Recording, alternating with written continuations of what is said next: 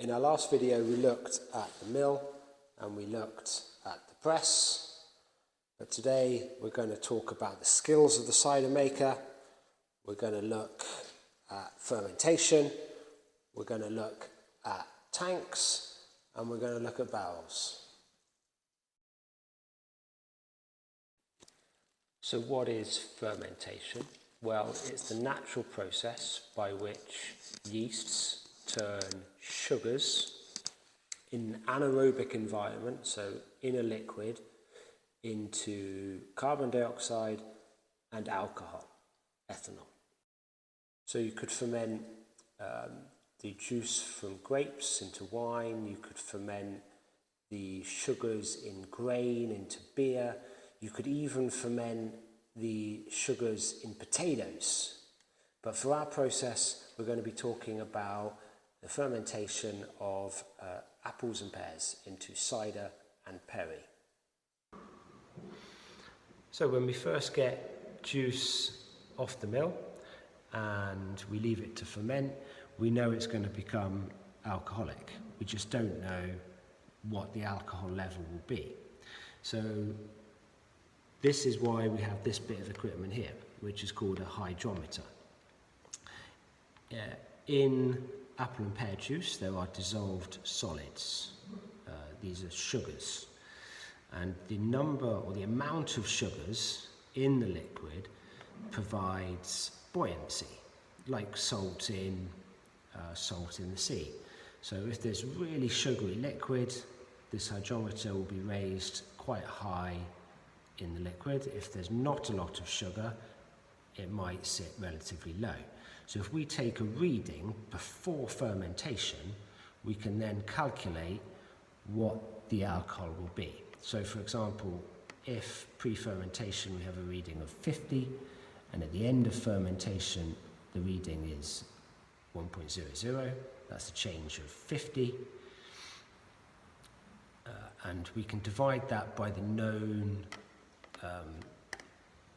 constant, which is 7.5, or in fact more technically it's 7.36. The constant takes into account that some of that sugars is turned into carbon dioxide, and then that gives us the alcohol level. So 50 divided by 7.36. And the other thing we want to check at this point is the pH, and we can do this either with a pH meter or we can do it with some pH strips. And we are looking for a pH of below 4, or more preferably 3.8. There are some quite nasty bacteria that will exist anaerobically, so in a liquid at pH 4.4 or above. We've got Listeria, E. coli, botulinum, but they don't exist in a low pH, high acid environment. So we are looking for juice to be quite acidic, and generally it will be. There are some apple varieties that don't have a lot of acidity, but there are some like Bramley or Foxwhelp that have plenty. So if you start with a good blend pre-fermentation, that is a really good safeguard. So we've got our juice now, we've checked the specific gravity, and we've checked the pH. What do you do with it then? Well, what I like to do is I'll move it into tanks. And I've got 18 of these 300 litre tanks, and I've also got some smaller 110 litre tanks. And you might ask, why do that? Why not just have one big tank with all your juice in?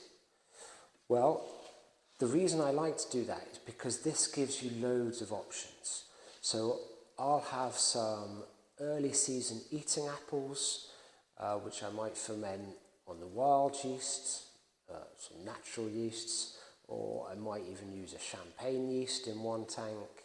I'll have some mid-season Kingston Blacks, Red Streaks. I'll have some late season cider apples.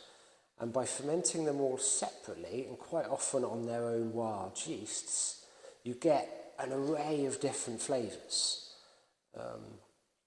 And the other thing is, if something does go wrong, and I have had the odd thing that tastes a bit funky, if you've got one massive tank and it goes wrong, what are you going to do with that? Whereas, one small size tank, you might be able to work with that, or worst case scenario, you've got a little bit of cider vinegar. Now, tank-wise, you can get 300 litre flat bottom tanks, or you could get conical tanks with a drain off at the bottom, and these sit on legs. Now, there's quite a big difference in price between the two. So pretty much all of mine are flat bottomed, but they're a good size, so that you can tip them to get the last bit of liquid out. You can get in there if you want for cleaning. And I've created these caster wheels so the tanks can sit on them.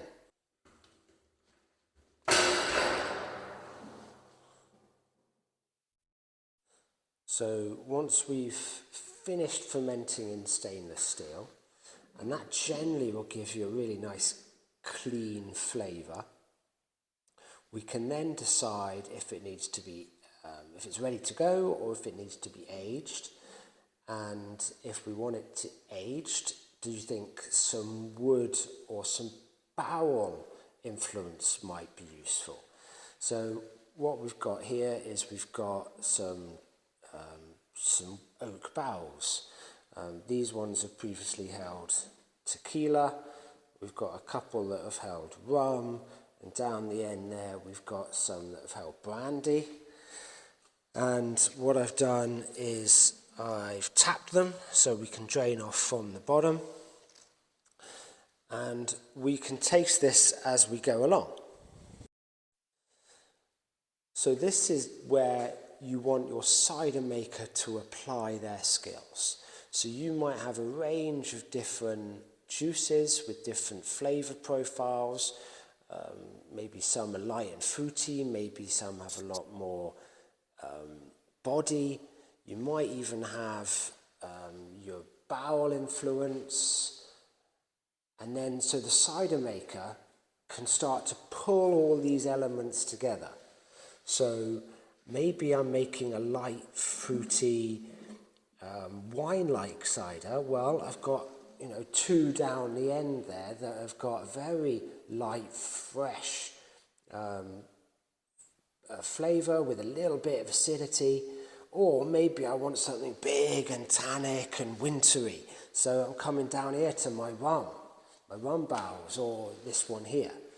And I think that's why I think if you can ferment differently rather than one massive tank, you really can gain an advantage over some others.